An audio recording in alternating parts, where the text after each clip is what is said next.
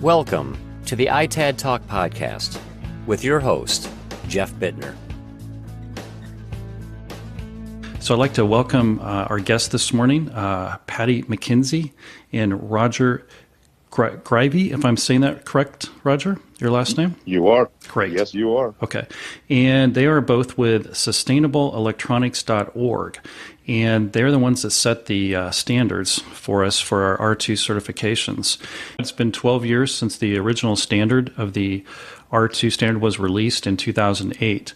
The third version of the standard, R2v3, was released in 2020. Why is it that we need a change in the standards?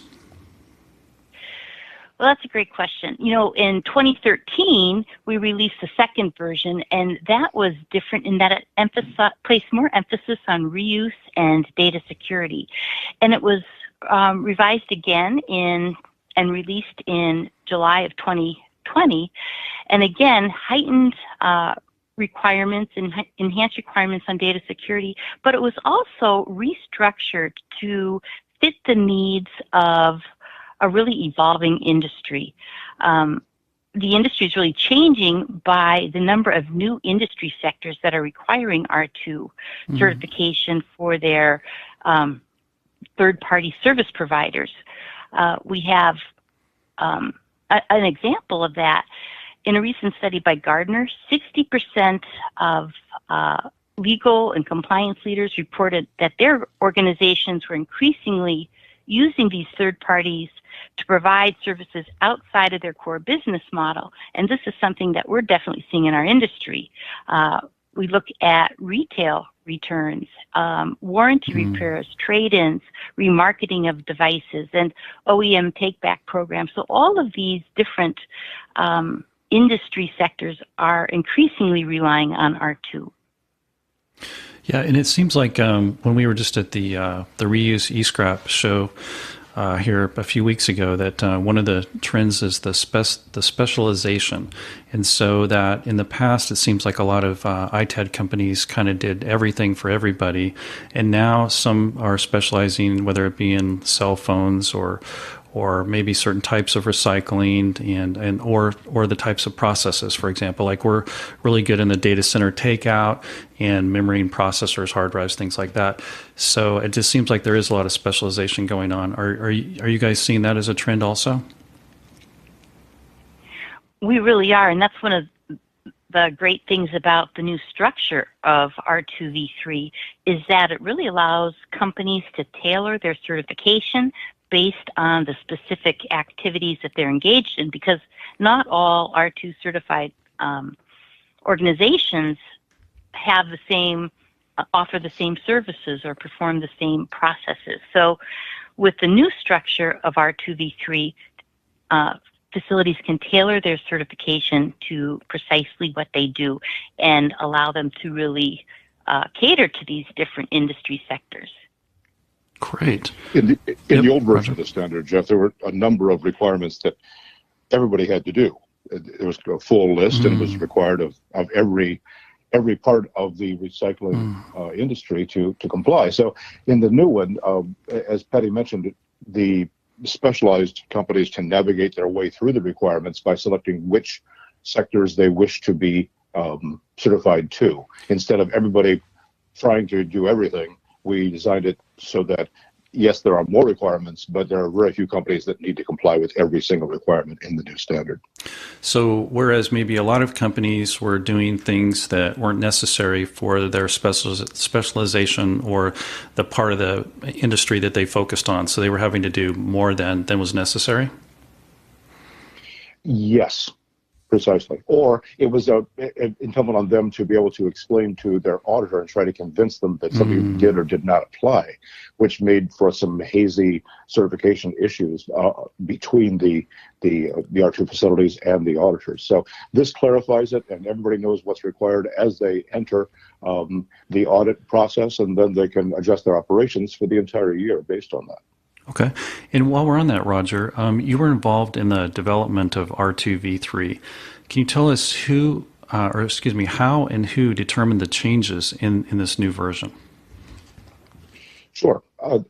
The structure of SERI is is quite interesting. We have a staff of a core staff of people who facilitate the day-to-day operations, and of course a board because we're a nonprofit. But in addition, we have a technical advisory committee made up of roughly 24 people, between 24 and 30 people from different sectors, and they're divided up into three main areas. These areas are entities controlled by the R2 standard, the actual facilities being audited and being granted certifications. The second group is regulatory bodies, governmental groups, consultants, groups like that. And the third group are equipment manufacturers and professional associations that work with those manufacturers. So coming to the table are three very different viewpoints, and the consensus reached by those three viewpoints results in the new standard. So it took how long, Patty? 4.5, 5 years to do it. It was a big effort. Yeah, it was a number of groups and subgroups, and we got the hours. There was hundreds and hundreds of hours and dozens of meetings over the phone and in person. Eventually, getting comments from the public, we released a draft version and got, I think it was 750 some comments from the public, and we looked at every single one of them and addressed each one. And then once those were addressed and the answers were published, we had a second round of public input, again 90 days long, and then we answered those to let the public know where it was going, and draft versions released and such. So it was a long process, but cooperative, and it doesn't please everyone, but it pleases most, which is the whole point of a standard like this created by consensus. Okay, and Roger, what are some of the key requirement changes? Well, as Patty mentioned, the biggest one is the division of the standard into two areas. There are 10 toll requirements that everyone needs to do, and these are really shorter than the requirements in the older version of the R2 standard. And then in addition to the 10 toll requirements, there are 6 process requirements called appendices that R2 facilities can choose to do or not do depending on what they're actually doing. And that's the heart of it. By navigating through this process, they can decide what they want to do and also what they want to send to somebody else who might be certified in a different area. So it allowed for that flexibility. Okay. Specifically, there's no more use of R2 ready for reuse, resale, R2 ready for repair. Excuse me, those are gone. A very enhanced set of requirements for data standardization. The pollution insurance does not apply to everybody anymore. It used to be a standard requirement that everyone had to deal with it, even though they might be just a broker, for instance. Now it's required only for those facilities that have a need to do so, that are doing materials recovery, for which it was originally designed. We have an addition of a required quality management system for some of the appendices. If companies are doing test and repair, for instance, there's need to maintain a quality of their output, a process for handling returns and such like that, which falls perfectly under the areas controlled by a quality management system. So the other really major thing, and Patty, jump in here, that the need to close nonconformances in an audit. For an internal audit process, nonconformances are found. They need to be corrected before the final third-party audit.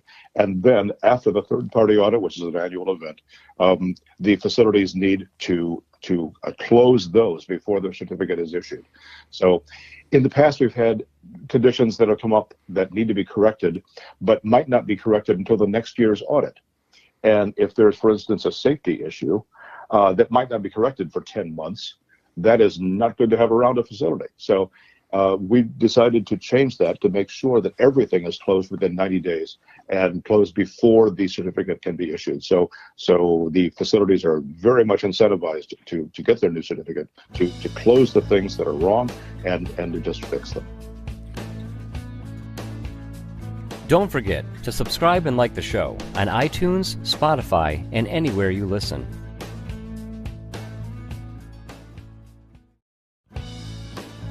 Welcome to the ITAD Talk podcast with your host, Jeff Bittner. And part 2 in this series. The question for Patty, what training or implementation resources do you have available for companies that are working towards R2V3 certification? And I just might add, I'm sure you have companies that call up in a panic because they're trying to add a key customer, and all of a sudden that customer is requiring R2, and they're thinking that, oh boy, we're just going to get this done in like 2 or 3 weeks, right? I get many of those calls.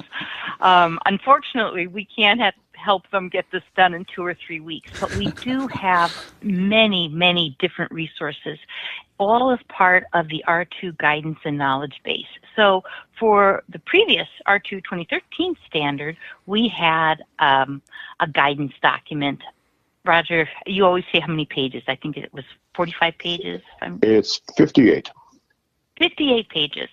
Instead, we've replaced that with a knowledge base that has hundreds of articles and resources for facilities to learn more about the requirements in R2, to understand them better, and then also resources to help them implement those requirements. And we're adding to this weekly, so it's a great resource for people. A couple of sections I just point out. For folks that are new, we have a Getting Certified section, and that really provides them with everything they need to, learn about the steps to certification and what it entails, and that overview of the standard. It links to consultants and certification bodies. But another good resource in the knowledge base is the video library. We have more than 35 training videos that really explain the intent and desired outcomes of each section of the standard, and then more detail. So that's the level 1 video, but then we have level 2 videos that go into more detail about specific requirements. And so that's a great resource. Roger just launched a podcast library a couple of months ago. And so those podcasts are really great because they are more topical driven and tips about successful implementations and successful audits. So that's been a really popular aspect of the knowledge base. And then we also have training. You can look by requirement on all of the core requirements. There are 10 requirement sections. There are 6 specialty process sections, so that you can look by that to see everything that we have available. The great thing about the knowledge base, too, is that it uses Google's auto translation service. So for organizations that are working around the world, they can have access to these articles and resources in automatically translated versions, and the videos also can be translated using YouTube's translation tool. So that's a great resource. So a quick question, what do you think the length of the audit time increased by from, say, last year to the now R2V3? We actually have our audit coming up in February. So I was just curious what you thought. I mean, I'm thinking it's like maybe not quite double, but close to it.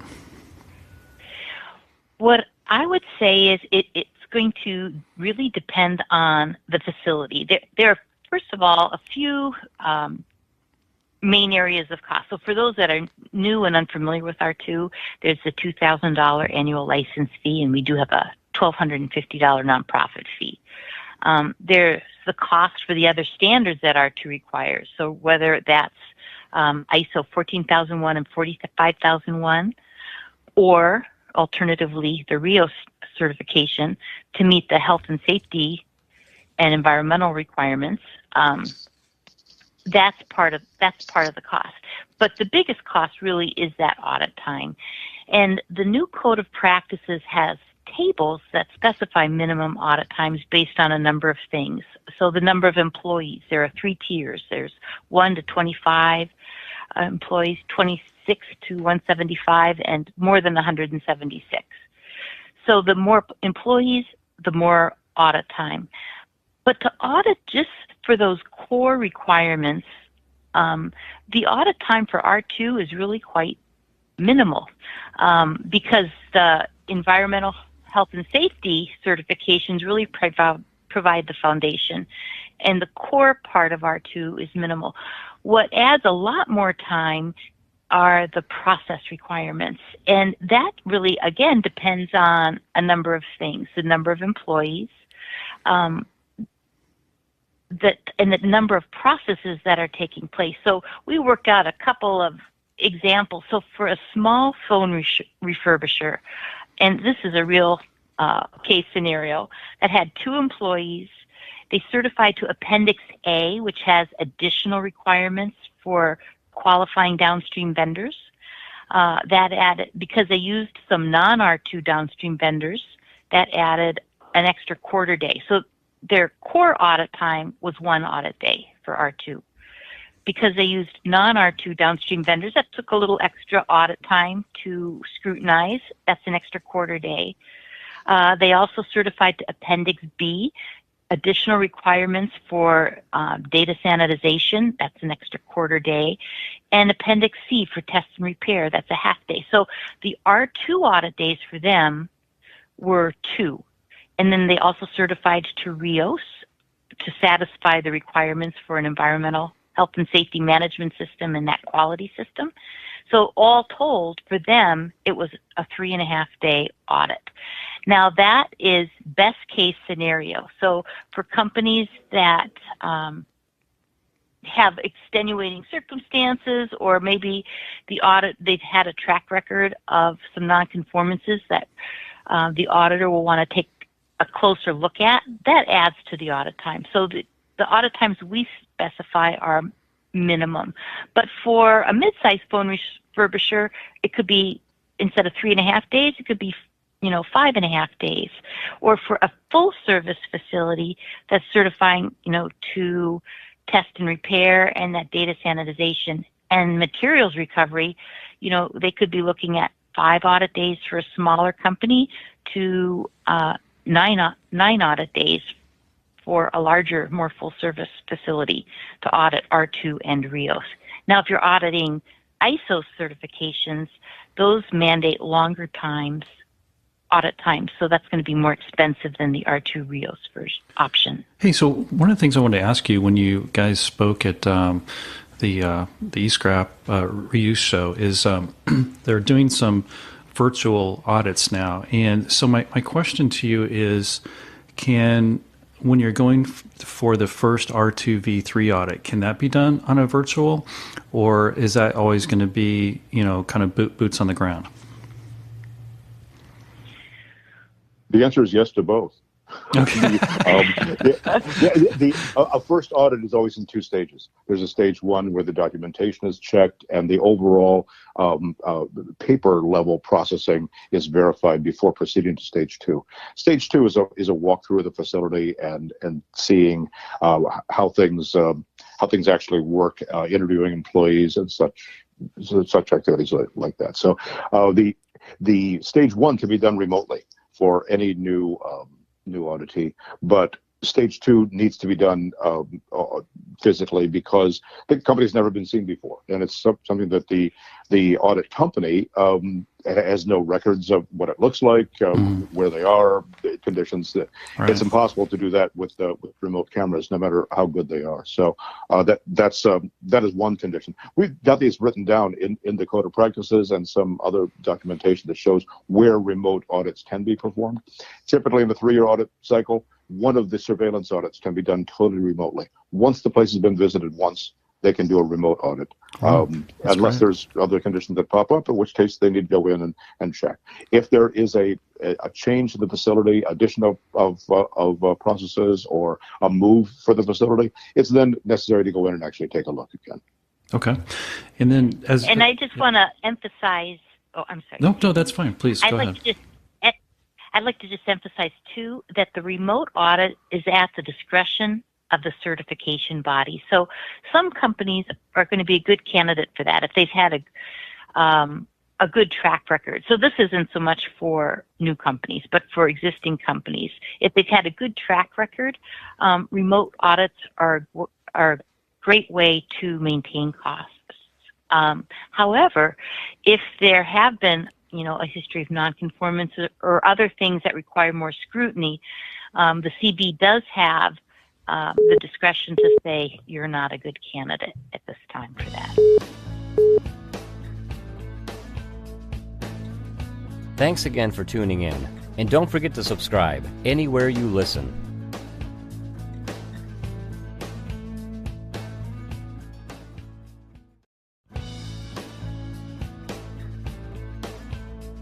Welcome to the ITAD Talk podcast, and part 3 in this series.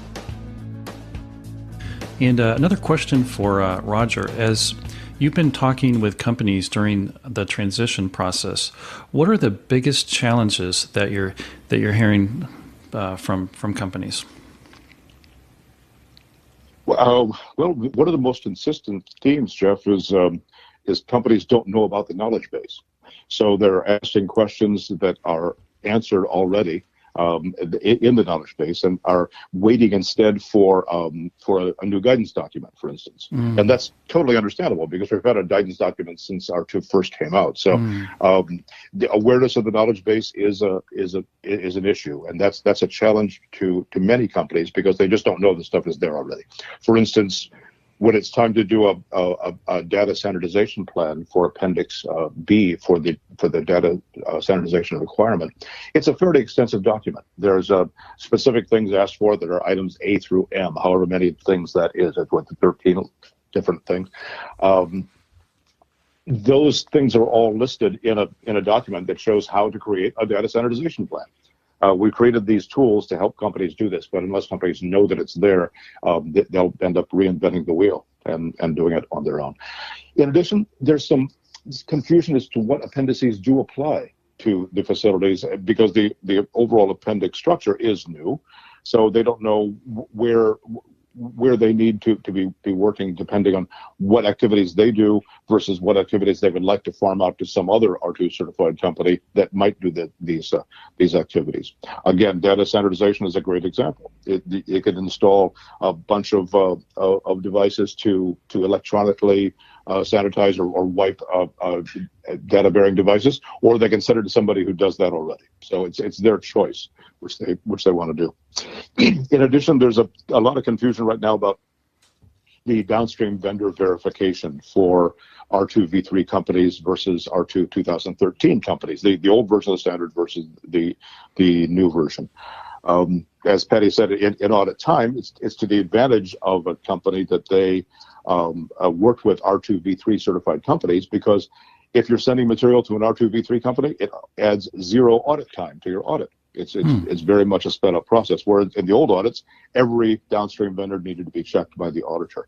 If a company sends only to R2 V3 companies, the audit time for that area is reduced to nothing. So getting to an R2 V3 company when there's now only, how many, Patty? About 50 in the world certified so far? I think we've even topped that. I think we're closer to 60. Really? Okay. Out of 1,005 R2 companies certified in the world and 33 companies, there's 60 of them that are right now at R2 V3. So the other ones are R2 2013. And because the requirements are so different, the R2 2013 companies, when they worked with an R2 V3 company, the R2 2013 companies have to provide more documentation than they did in the past. And it's a temporary thing that will exist for the next year and a half, and we have to just deal with it. I describe it like driving through a construction zone on a freeway. It's bumpy for a few months, and then it's very much better to drive on once it's finished. So during the transitional time, it is difficult to work with the two versions of the R2 standard, and we know that. So a quick question on that. Are some companies opting to not go through with R2 V3, and like what percentage? And then in that case, will they just not be certified, or that they won't be in that class any longer then, I guess? We don't have any hard numbers on that, Jeff, only because there's been so few companies that have completed the transition to R2 V3. We know a number of companies are evaluating whether to do that or not, and it's totally understandable. If it's too complicated, that they may choose not to. We encourage them to see if they can find a way through it, of course. But if they can't, and if it's really impossible for them to to comply with everything in the requirements. There might be some conditions where they may need to not be certified to R2v3. Okay. And then one other question. How many of the companies that are certified or being certified use a outside consulting firm for help? We don't have a hard and fast number on that either. I would say probably 90%. Wow. Okay. Use a consultant, but with the knowledge, and prior to R2v3, I would say even more than that, probably 95%. But I do know of a couple companies that are working on R2v3 on their own without a consultant. One of them is achieved certification. And the knowledge base really helps them to do this. The other thing, too, while we certainly can't act as their consultant, we are really happy to answer questions. So I would say at any given time, I probably have 3 companies that are in the process of pursuing certification. And this was actually true with R2 2013 as well. But I probably always have 3 different companies that are in the process that call me once a week or email me once a week with a specific question. Hey, we're trying to do this, and can you explain in more detail about industrial hygiene programs? And so we're happy to answer those kinds of questions for folks. So the best way then, if they have those questions, they would go to your website, and is there a drop-down box, or if they want to ask you a question? Yes, so there's really 2 ways they can do that. If they go to the knowledge base page, which is sustainableelectronics.org/knowledge-base, if they go to that page, they can see common questions and answers about R2v3. And there's a place for them to click here to submit your question. Or they can go to the Contact Us page and fill out a Contact Us form and submit their question that way. And then we get back within, a couple of business days. Okay, great. So is there anything else? Yeah, Roger, do you have a comment? Those questions are really interesting for us to receive, too, because it is companies that are actually doing it day to day, and they have legitimate concerns of a need of a clarification of a requirement or something like that. And very often when we answer the question, we reformat that answer and turn it into a question and answer document on the knowledge base. So the more companies ask questions, the more material we have out there. Again, with 1,000 companies in the world certified to R2, it's highly unlikely that the question is totally unique to one facility. So that's why it's really great to be able to do that. It's a challenge for us, keeps us sharp, and makes Betty and me talk almost every day. So it's an interesting process.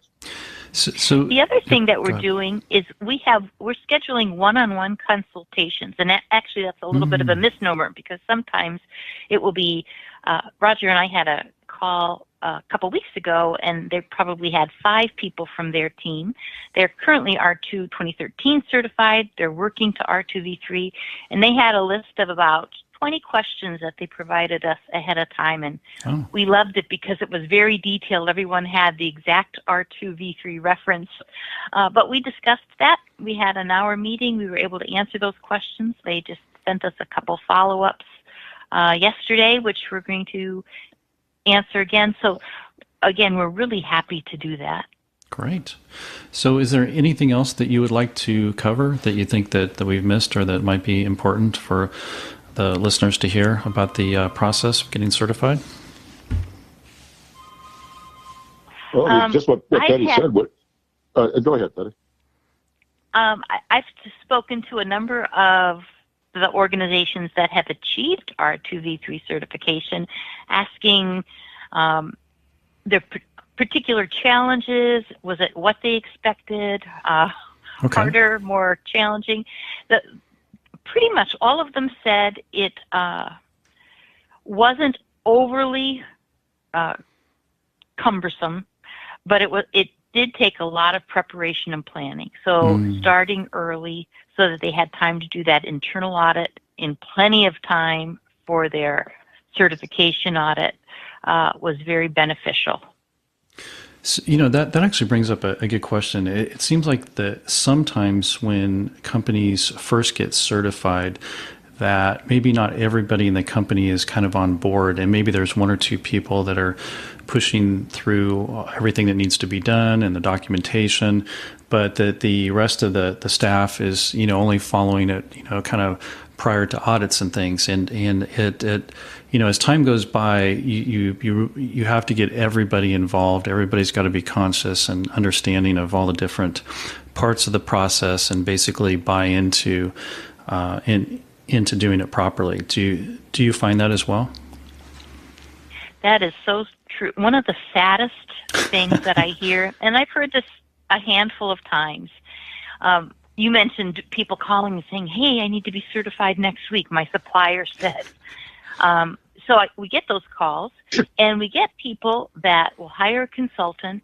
They will rely almost exclusively on the consultant to help them prepare for certification, and they get certified, but they didn't take the time to really understand what they needed to do and the kinds of records on an ongoing basis that they need to maintain. And so in year 2, when they had that surveillance audit, they're surprised that, there are lots of nonconformances, and some of them have been suspended. Some have even lost their certification. So all of that money and time and effort really wasted because they didn't fully understand that it's an ongoing thing that everyone needs to be invested in. Right. Which is why we encourage companies to have an internal audit roughly halfway through their audit cycle year, so they can catch things before they become more serious, or take adequate time to correct everything before the annual main third-party R2 audit. So it's a year-round thing. I had an auditor for years who said that a good company has no need to prepare for an audit. They're doing it right anyway. Wow. That's something to aim for. Very few companies actually do that, and we're not so idealistic. We think that, but that's a good goal, to say an audit should be just a check of what's going on anyway. It shouldn't be something that's after 3 weeks of really intense preparation and trying to remember what that document was for that you looked at last a year ago. So it's an effort on our part to be as helpful as possible to these companies around the world who need the certification for one reason or another, and the staff reaches out to try to help them through that process. I will add, and Patty's way too modest to this, but I would add that Patty has a monthly, very informal webinar, Intro to R2, that's available for anyone to sign up for, and it's free. And Patty does a great job with this, and she talks people through a lot of the details of what she just talked about with us in the last few minutes, and more. In addition, we have an auditor training program, a lead auditor training, so that especially larger companies can send somebody to this, and they would end up trained just like an auditor is trained for what to look for, what the process is. That there is a fee for that one, but it's 3 days long. And I took it myself when I was a compliance manager for a large recycler in Michigan, and it was really helpful to prepare and to think in terms of the overall systems involved and how it affects the operations of a facility. Great. Well, that's definitely would be quite a help and a savings, considering that both the consultant and the auditors, they have to, when they do come on site, you've got their airfare, their hotel, the rental car, and so on. So there is quite a cost to getting that or getting through that process. Mm-hmm. One other thing, just to mention on the intro webinars, we now offer them 2 to 3 times a month in all different time zones, so that, whether you're in the U.S. or Australia or Hong Kong, you can at least once a month find one in a time zone that's more convenient. Well, nice. I don't know how Patty does it from Minnesota, but yeah, she does active webinars in Australia. It's incredible. Huh. Yeah. It's like magic. Yeah. Well, that's great. So once more to wrap up, do you have anything else that we've missed, or do you think would be important? No, we're here to help. Okay. But we really thank you so much, Jeff, for the opportunity to talk to you today and to share with your audience information that we hope will help them. Great. And once again, I'd like to thank our guests, Patty and Roger from sustainableelectronics.org. And feel free to go on their website and look at their resources and contact them for any questions that you have regarding becoming R2 certified. I think I'm trying to remember how long we've been. It's probably close to a decade that we've been certified. So it definitely is a process, and each year you get better and better at it. And there are improvements that you get from the organization and from your company and from people following all the standards. It just makes your company stronger and better. And of course, processing electronic waste in a proper method. So once again, I want to thank both of you for being our guest on ITAD Talk, and that's been very informative, and thank you for your time. Thank you. Thank you. Okay. Don't forget to subscribe and like the show on iTunes, Spotify, and anywhere you listen.